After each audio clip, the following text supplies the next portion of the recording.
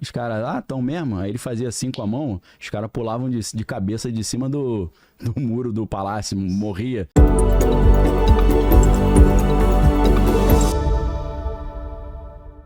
Como já se falou muito sobre esse assunto, eu vou tentar contar isso de uma forma diferente. Tá bom. Mas fora do normal. Vem do Egito mesmo ou não? Segundo eles, vem. É? Porque são conhecimentos... Na verdade, dá até pra andar mais pra trás. Sério? Vem de Atlântida, né? Se for... A Atlântida passou pro Egito. Caramba. Entendeu? Porque a ideia de Atlântida é o seguinte, os caras tinham conhecimento de alto nível, tinha tecnologia melhor que a de hoje. Era uma civilização mais avançada. Muito avançada, só que aí eles começaram a usar esse conhecimento pra dominar, pra subjugar, pro mal. Aí os deuses destruíram a Atlântida. E quando os deuses destroem a Atlântida, esse conhecimento é preservado por algumas poucas pessoas que sobraram daquilo ali. Esse conhecimento, então, ele sobrevive no Egito.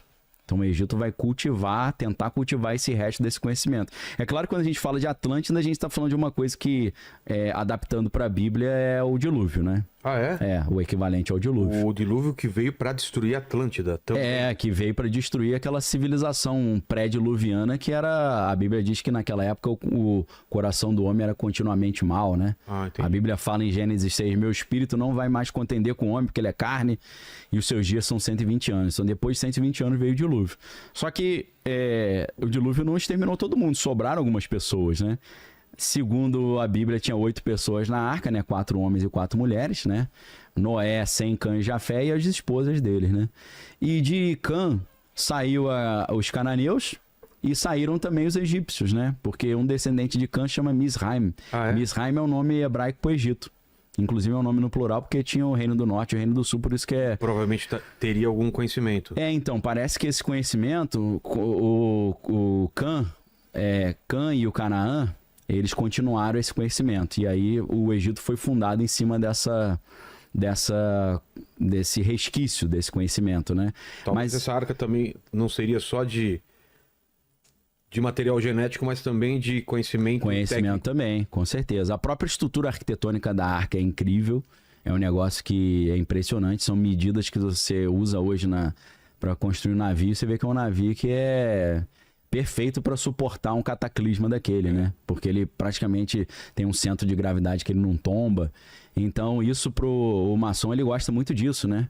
As medidas de um navio que sobreviva a isso. Porque para eles, como é arquitetura, é construção, é engenharia, é tudo com base nos números e nas medidas, né? E não deixa de ser uma coisa mágica para quem não entende, né? Totalmente mágica, com certeza. Um papel para você, e você, sem a gente transforma aquilo no navio. Num navio, num prédio, numa coisa. Como o cara morreu, deixou escrito, aí passou esse conhecimento, né?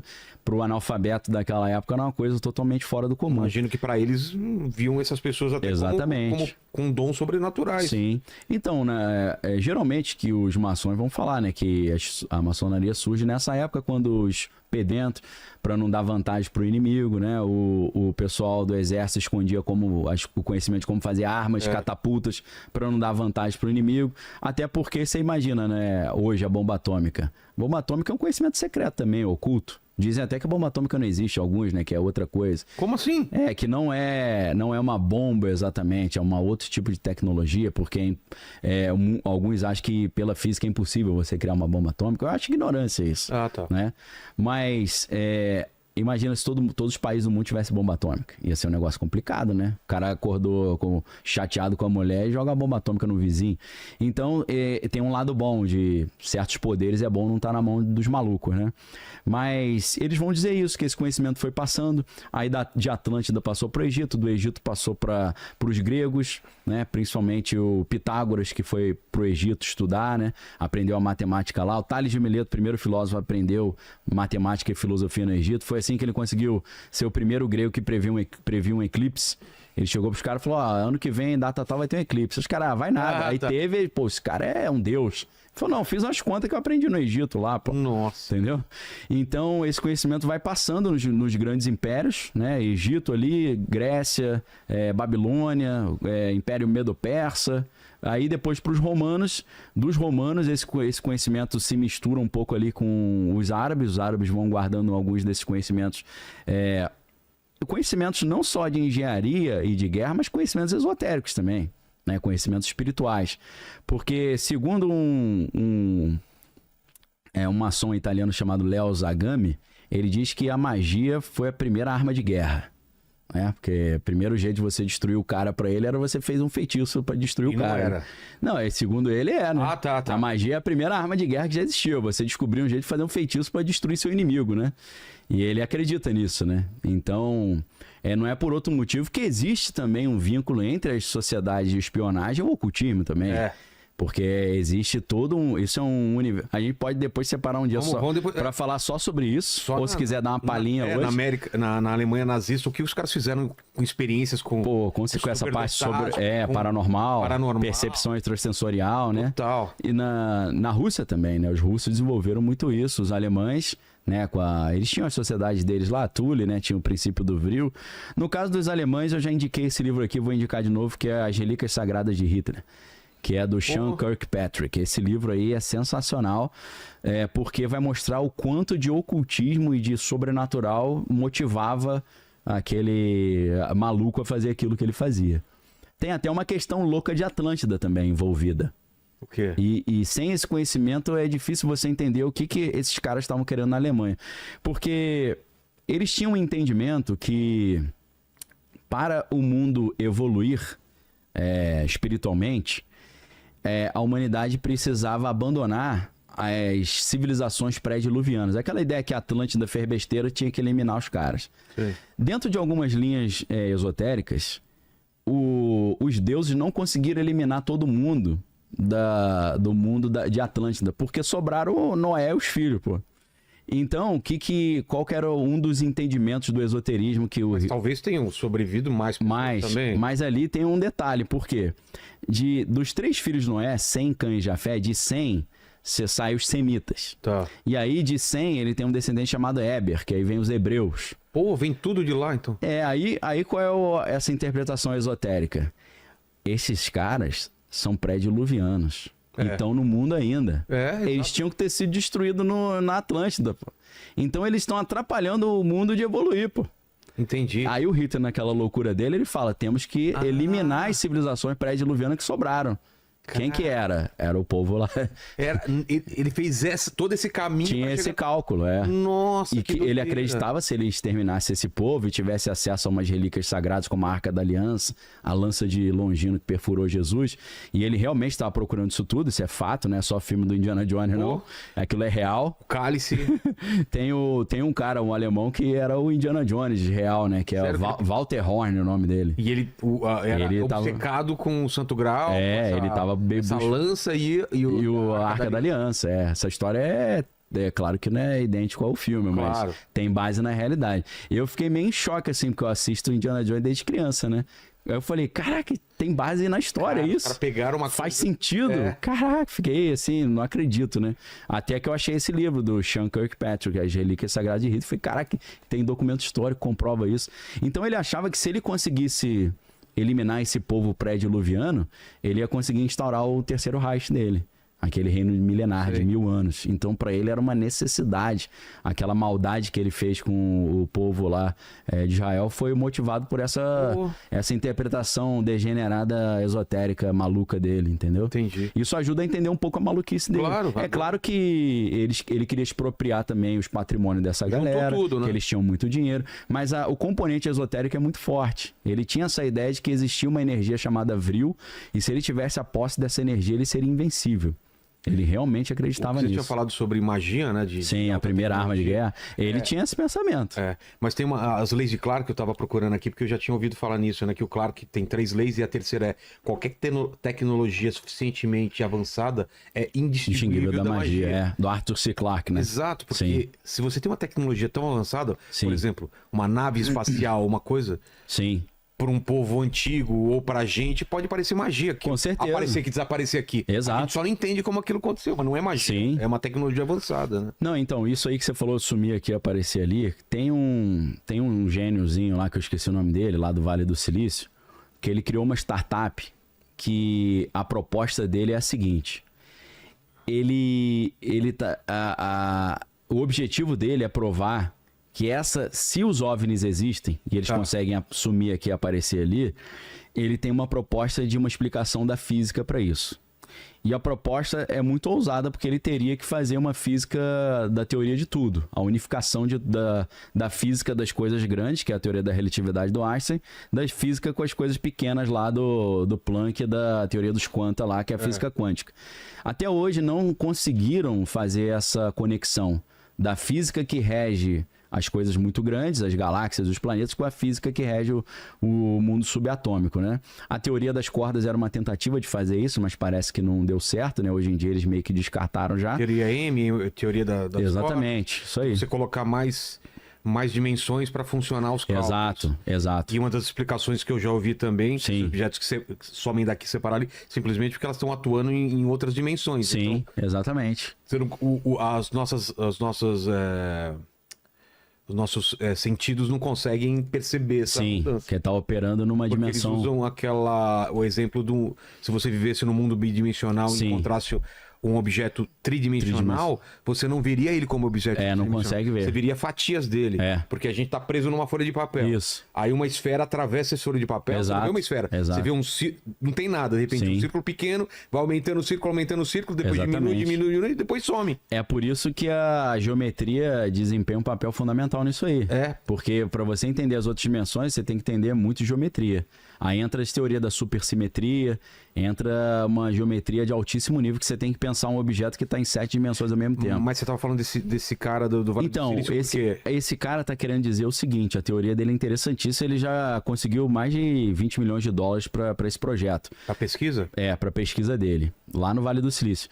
A explicação dele é o seguinte, esses objetos que a gente interpreta como OVNIs, eles conseguem operar no macro as regras da física quântica. Pô! Entendeu? Porque na física quântica, uma partícula pode sumir aqui e aparecer lá. Né? Isso não é uma surpresa, não é estranho.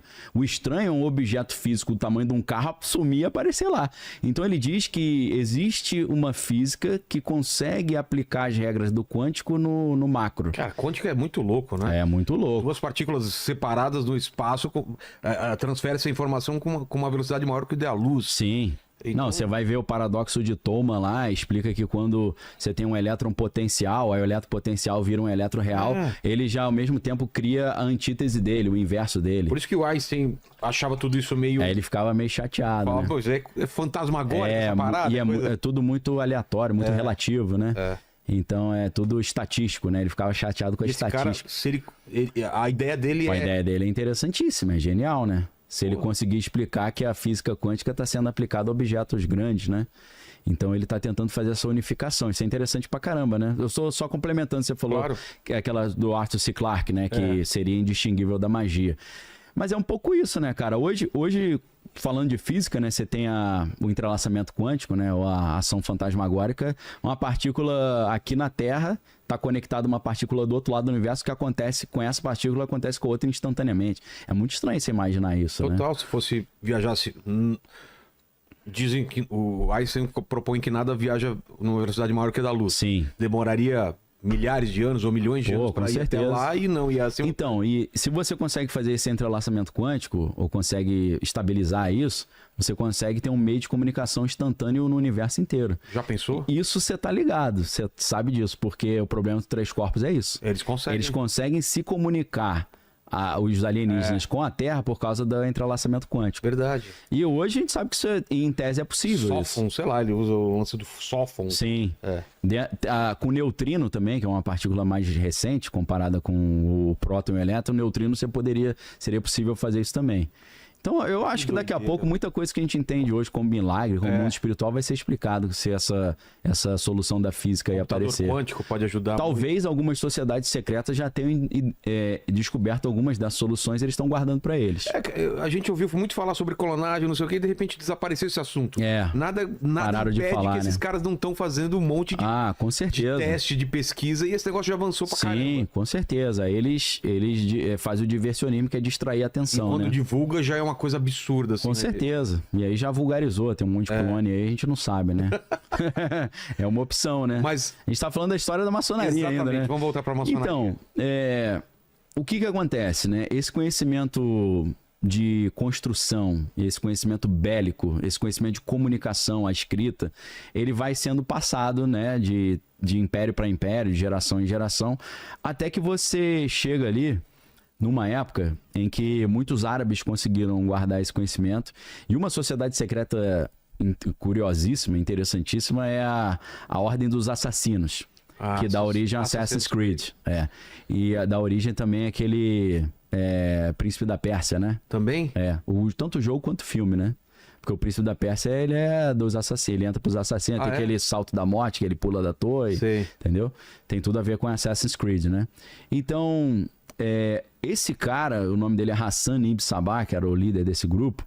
O que acontece? Era uma época que o mundo árabe estava todo sendo islamizado, né? Tava tendo ali, depois do ano 600 e pouco, tava tendo a Revolução Islâmica, né? E ele não queria virar islâmico. E aí o que ele fez? Já malandramente. Ele montou ali um grupo de soldados ali, que eram soldados kamikaze. Como é que ele fazia isso? Ele pegava o cara, trazia pro palácio dele e falava assim, ó, eu tenho poder para decidir quem vai pro céu e quem vai pro inferno. Aí o cara, duvido, ele fala, senta aqui na mesa que você vai ver. Aí ele botava um banquete assim pro cara, o cara começava a comer, só que aí o banquete estava misturado com haxixe. Aí o cara começava a comer e ficava doidaço. Quando ele via que o cara tava doidão, ele abria uma portinha, aí tinha um harém com mulheres maravilhosas, ele falava pro cara, ó, curte aí. Aí o cara curtia, aí quando ele sentia que a onda tava passando, ele puxava o cara e botava na mesa de novo. Aí o cara falava, pô, mó viagem isso. Ele falou, então, eu tenho esse poder de te levar para o paraíso. O paraíso tem as 70 virgens lá. Eu te levo para lá, porque eu tenho esse poder. Aí o cara, pô, o cara é sinistro mesmo. Então, ele acreditava que se ele morresse pelo Hassan ibn Sabah, ele ia parar no harém lá. Então, ele cria um grupo de caras que são kamikazes total. E ele conseguiu fazer o quê? Ele espalhou esses emissários dele, infiltrados em todos os exércitos dos inimigos dele. Os caras atingiram um posto de general, de comandante lá. Então, quando finalmente o palácio dele foi cercado, os caras, os 10 reis foram pra cima dele. E falaram pra ele, ó, melhor você se render que vai sair mais barato. Aí ele falou, começou a rir, falou, você só tá vivo porque eu quero. Aí o cara falou, como assim? Aí ele, meus soldados estão dispostos a morrer por mim. Os caras, estão mesmo? Aí ele fazia assim com a mão, os caras pulavam de cabeça de cima do muro do palácio, morria. Sim. Aí os caras, pô, estranho isso, né? Aí o cara falou, meu irmão, te dou 24 horas pra você se render, amanhã eu volto. Aí o cara ia dormir e acordava com uma adaga dos soldados do Hassan ibn Sabah do lado da cabeça dele. Ele falou, pô, minha guarda tá infiltrada.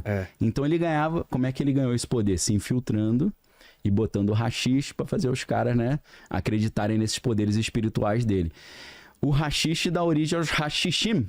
Os hashishim são os assassinos. A palavra assassino vem dos hashishim. São os caras que eram da ordem do hashish ou dos assassinos do Hassan ibn Sabah. Esse cara, ele não apenas tinha esses conhecimentos de persuasão, manipulação, né, operação psicológica, utilizar entorpecente para dominar os caras, mas ele tinha conhecimentos ocultos também, de esoterismo, que vieram lá do mundo antigo. E foi com esses caras que os cavaleiros templários brigaram quando eles tentaram fazer as primeiras incursões na Terra Prometida, para as guerras de reconquista ali da Terra Prometida. Então, quando os templários foram para lá e foram lutar com esses caras, tomaram ali tomaram um sacode bonito. E aí eles falaram assim, né, se você não consegue vencer, junte-se a ele, né? Então ele falou, pô, me ensina essa parada aí. Eles aprenderam esse conhecimento, tanto bélico, quanto econômico, quanto esotérico. E aí eles, acumulando esse conhecimento e usando aquela estratégia que a gente falou antes, né? Poxa, pacificamos a rota da Europa para Jerusalém. Agora o ricão europeu, no mundo medieval, pode fazer uma viagem para Jerusalém e conhecer a terra de Jesus ali. Aí o cara saía lá com a carruagem, cheio de pedra de barra de ouro, prata, era roubado no meio do caminho. Aí os templários falavam, olha, quem controla essas estradas somos nós. Então deixa o dinheiro com a gente aqui na Europa, toma esse recibo e você desconta lá o cheque lá em Jerusalém, entendeu? A gente não viaja aí, pega uns cartõezinhos Somebody Love pra caramba e bota o dinheiro ali no cartão e usa lá nos Estados Unidos. Os templários inventaram isso. Então os templários, eles ficaram muito poderosos. A ordem dos templários traz esse conhecimento que vem lá da Atlântida, passando pelo Egito. Eles aprendem a construir os prédios, os palácios, né, os castelos. Até que, como a gente falou, a igreja acha que eles estão muito poderosos, acaba com eles, né? Prende e mata o Jacques de Molay, que era o líder. E aí, alguns estudiosos dizem que nesse momento, o que eles fazem? Alguns conseguiram sobreviver, colocaram a sua riqueza em navios e mandaram lá para os confins lá da Escócia. E aí na Escócia eles continuam a cultivar esse conhecimento, que naquela época era muito mais um conhecimento operativo do que especulativo, né? Porque hoje se fala sobre maçonaria operativa em comparação com a maçonaria especulativa. O maçom operativo é o cara que sabe construir um prédio, um palácio, um castelo. Não só aprendia a arte da arquitetura e da engenharia, mas ele sabia os significados mágicos daqueles símbolos do pentagrama, do obelisco e por aí vai. Mas aí o que acontece? Em 1717, na Escócia, né, em Londres, surge a primeira loja maçônica, né? Que aí é aquela loja principal que reúne esse conhecimento num rito chamado rito escocês. Por que é escocês? Porque, segundo essa teoria, os templários que tinham esse conhecimento, que sobreviveram, levaram o conhecimento para Escócia.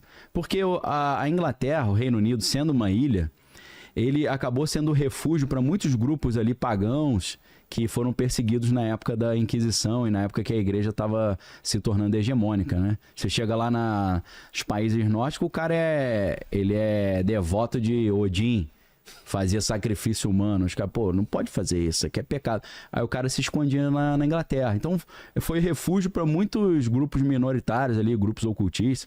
E não é por acaso que o Harry Potter, Led Zeppelin, Aleister Crowley, Lago Ness, Golden Dawn, tudo lá. Vem tudo dali, né? Porque ali virou a zona franca zona franca da galera à margem do cristianismo, né? Então, assim, a maçonaria, em tese, surge disso, né? Mas é claro que ela é muito mais do que isso, tem vários ritos diferentes. Você tem o rito o rito escocês é o mais famoso, que é esse que tem 32 e tem o grau 33 ali, o honorífico, dentro do rito do escocês, sim. Mas você tem o rito de York também, que tem 9 graus, se eu não estou enganado. Você tem o rito... você tem um rito moderno, você tem até rito brasileiro, rito francês, então tem uma série de ritos ali. Então a maçonaria não é uma coisa, existe uma comaçonaria, né? Uma maçonaria paralela, que aceita mulher também, assim como é baseada num grupo que surgiu na França chamado Les Droits Humains, né? Que é o Direitos Humanos. E aí esse grupo aceita mulher. Tem nos Estados Unidos tem um problema, porque até então a maçonaria não aceitava pessoas de cor ou pessoas de origem afro. Eles tinham esse negócio que se é real é ridículo, né? Até os maçons europeus falam, esses maçons americanos, palhaço, né? Não pode entrar certo tipo de pessoa, não entra. E aí tem uma maçonaria nos Estados Unidos chamada Prince Hall, que é uma maçonaria que entra pessoas de cor também. Talvez hoje eles já estejam aceitando, porque hoje em dia acho que não tem mais contexto pra tu mandar um migué desse, né? De falar que não pode, que é pegar mal pra caramba. Então tem vários tipos de maçonaria.